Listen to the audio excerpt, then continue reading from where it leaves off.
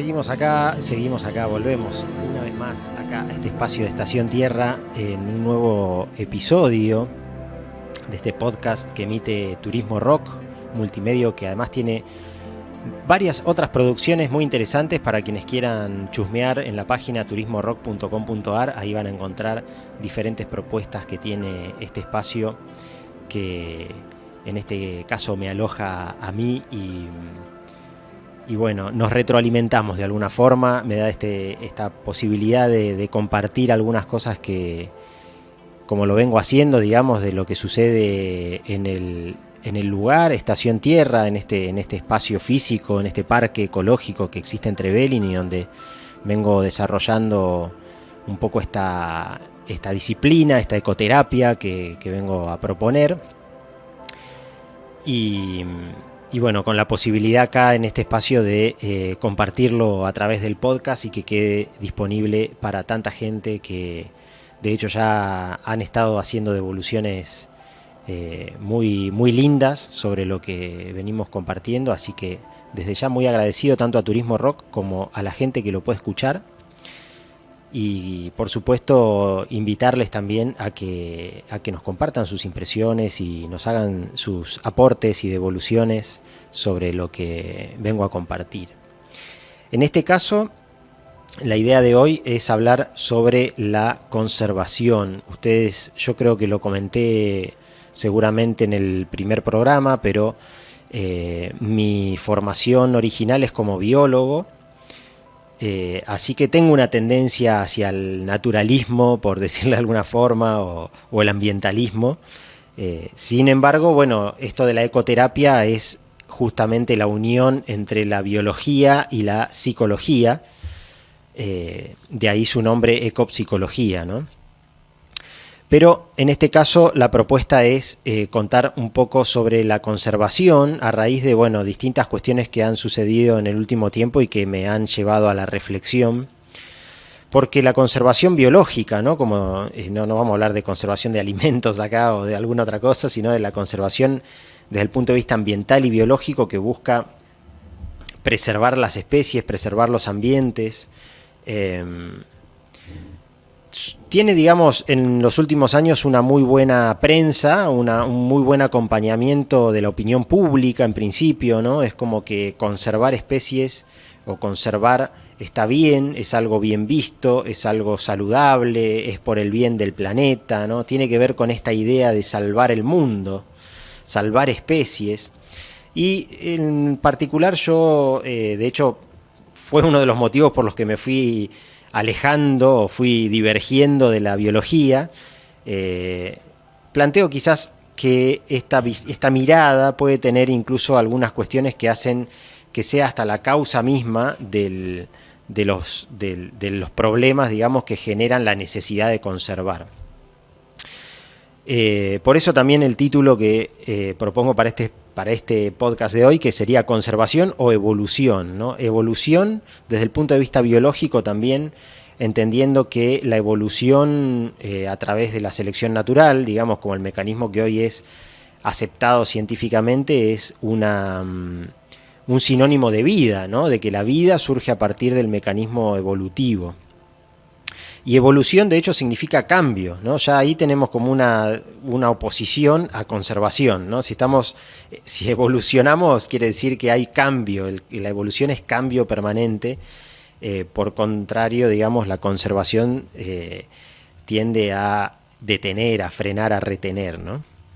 Entonces, cuando hablamos de evolución, estamos hablando de un flujo también, de un movimiento. Hay dos teorías también que está bueno tener en cuenta en cuanto a evolución.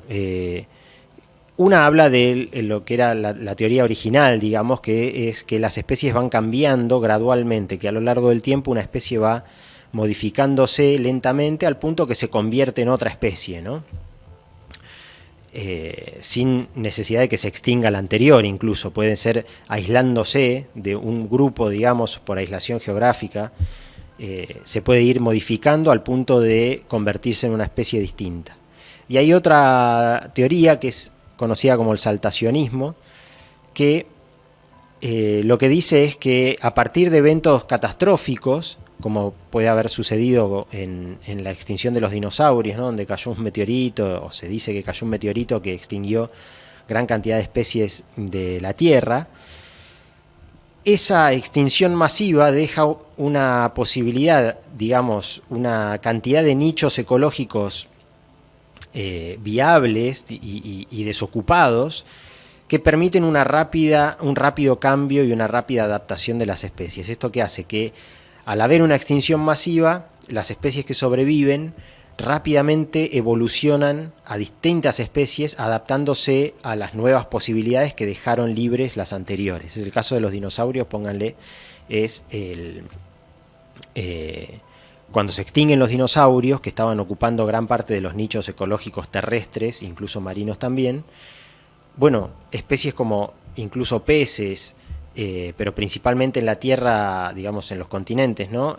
Mamíferos y aves, se ven beneficiados porque rápidamente aparecen una diversificación muy grande y una gran biodiversidad de esos grupos que antes estaban oprimidos de alguna forma por los dinosaurios, ¿no?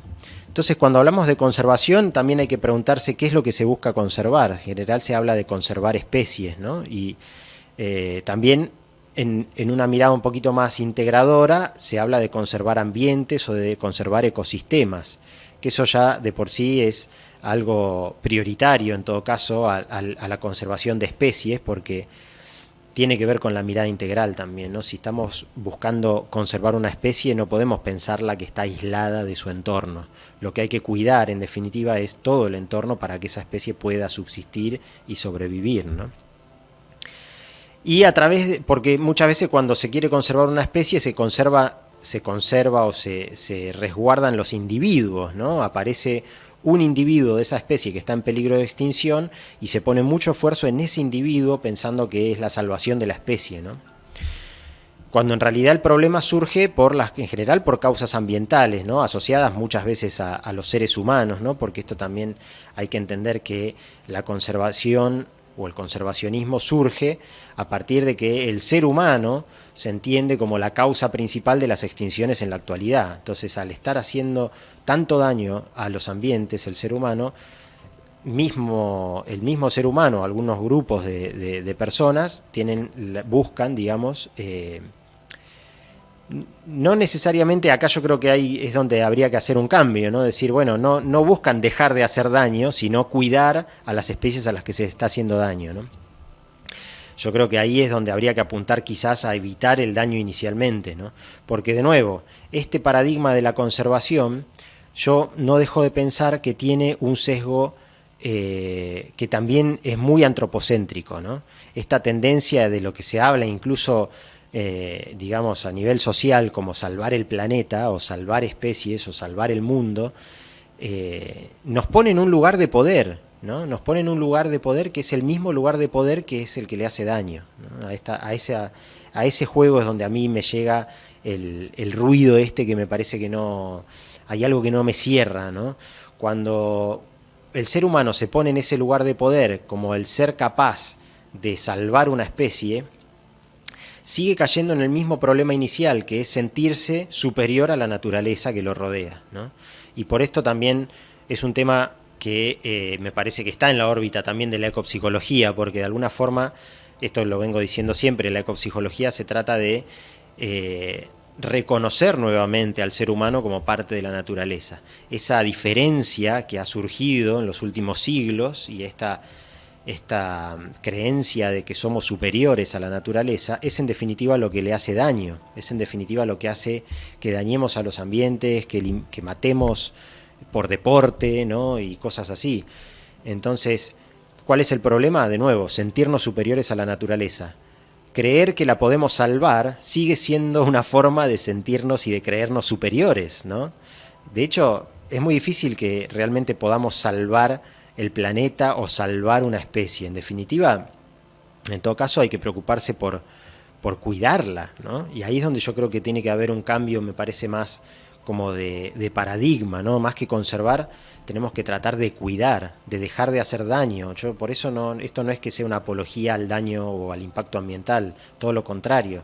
Lo que hay que evitar es justamente evitar el daño innecesario, porque también hay que reconocer cómo vamos a pensar en conservar la conservación estricta si nosotros necesitamos hacer uso de la naturaleza también. Es como que hasta nos autoexcluimos ni siquiera, ¿no? Porque esta digamos, ciencia detrás de la conservación, que es la que determina por ahí la creación de parques nacionales o de reservas o de programas de conservación sobre las especies, en definitiva lo que hace es aislar a determinada especie o a determinado ambiente del ciudadano común y corriente. Los únicos que tienen acceso son los científicos o los guardaparques. Digamos, sigue siendo incluso hasta algo elitista, ¿no? Porque nos está diciendo, las personas comunes, entre comillas, no podemos hacer uso de determinado ambiente, no podemos ni siquiera visitarlo. Imagínense incluso algo que a mí siempre me llamó la atención: en los parques nacionales la tendencia es a construir pasarelas, ¿no? Hacer puentecitos por donde vos vas caminando observando el ambiente. Directamente te separan del ambiente. O sea, la conservación, con el fin de cuidar el entorno, te separa del entorno, porque considera que el ser humano es el dañino. Y en realidad yo creo que la necesidad de, o sea, no la necesidad, sino la posibilidad de dejar de hacer daño a un ambiente tiene que ver con reconocernos parte de ese ambiente. Tiene que venir de ahí, de reconocernos parte, de entender que somos parte de la naturaleza y de estos entornos. Si nos están separando cada vez más, si tenemos que caminar por un parque nacional en pasarela y no podemos tocar un árbol o levantar una piedra, nos están alejando de la naturaleza, y eso es en definitiva lo que ocasiona el daño, ¿no? Ahí yo creo que más o menos se va entendiendo cuál es la idea y por qué hay algo que me hace ruido, ¿no? Bueno, algunas otras reflexiones por ahí que tenía anotadas, ¿no? Cuando hablamos de cómo podemos hablar de conservar si el mismo ambiente incluso representa cambio permanente, ¿no? No solamente a nivel evolutivo, digamos, un mismo ambiente a lo largo del año incluso cambia durante las estaciones. Conservar es negar el cambio natural incluso, ¿no? De nuevo, no quiere decir que haya que salir a matar por placer distintas especies, pero no podemos dejar de reconocer el cambio natural del que también somos parte, ¿no? Esto de los ciclos que también hablaba en su momento en otro de los episodios. Entonces, cuando cuidamos también, como esto yo creo que va más para ese lado, ¿no? Más que conservar, tenemos que hablar de cuidar, del cuidado, porque no es conservar, no tiene que ver con frenar, con retener, ¿no? Sino con cuidarnos a nosotros mismos, cuidar la naturaleza, cuidar al otro, cuidar en definitiva la vida, ¿no? Bueno, la nuestra y la de otros seres obviamente también, como decía recién. Otro concepto interesante de plantear en esto, ya para ir cerrando la idea, es que para que la vida, en definitiva, si es lo que vamos a cuidar, persista, tiene que existir biodiversidad. Y acá hay otro rulo que vuelve a retroalimentar, ¿no? Porque la biodiversidad también surge de la extinción, especialmente surge de las extinciones, en este mecanismo que planteaba recién, como el que sucedió con la extinción masiva de los dinosaurios o cualquier otra extinción masiva, ¿no? Cuando hay extinciones masivas es donde hay esta explosión de biodiversidad. Entonces, la biodiversidad, a su vez, es lo que favorece la supervivencia de la vida misma. Cuando no hay biodiversidad, la vida en general corre peligro. ¿Por qué? Porque tiene menos resiliencia. Cuando hay mucha biodiversidad, cualquier impacto, cualquier enfermedad, cualquier meteorito, cualquier situación que caiga y que sea dañina para una gran cantidad de especies, siempre puede haber algunas que puedan sobrevivir, porque van a estar adaptadas, pues justamente va a haber tal diversidad que siempre va a haber algunas a las que no les afecte determinada cuestión. Si todos los organismos fueran iguales, ¿no? Es como las películas de ciencia ficción, un virus, ¿no? Como fíjense también en esta secuencia del coronavirus, ¿no? Un virus, si todos fuéramos iguales, nos afectaría a todos por igual y nos liquidaría a todos a la vez, ¿no? Entonces la diversidad, incluso de personas, también hace a la resiliencia de la vida, en definitiva. Cuanto más diversidad, más vida. Y, de nuevo, la idea de conservar, en definitiva, atenta contra la biodiversidad. Parece que es contrario a lo que dicen, ¿no? Que hay que conservar la biodiversidad, y en realidad yo creo que hay que pensar las cosas un poquito distinto para poder permitirnos también volcarnos hacia el cuidado, de nuevo, no tanto al conservar, que parece de nuevo una actitud egoísta o ególatra, como que somos los superhéroes que salvamos las especies, y en realidad lo que tenemos que hacer es cuidarlas y cuidarnos entre todos, no salir a hacernos los superhéroes y a rescatar especies que muchas veces ni siquiera necesitan ser rescatadas, sino simplemente necesitan que las dejemos en paz, ¿no? Que no le hagamos daño en un primer momento. Así que es un poco la idea de plantearles hoy este punto de vista a partir de lo que es la conservación. Espero que lo hayan disfrutado, que los llame a la reflexión y por supuesto que les sirva para seguir informándose, seguir estudiando, lo que sea. Hay mucho material, como digo, siempre en internet, que pueden aprovechar para buscar en vez de mirar videitos de YouTube, o incluso mirando videitos de YouTube, pero bueno, saber buscar, ¿no? y poder elegir información que consumimos y generar también puntos de vista alternativos y no creernos todo lo que nos dicen, ni siquiera esto, por favor.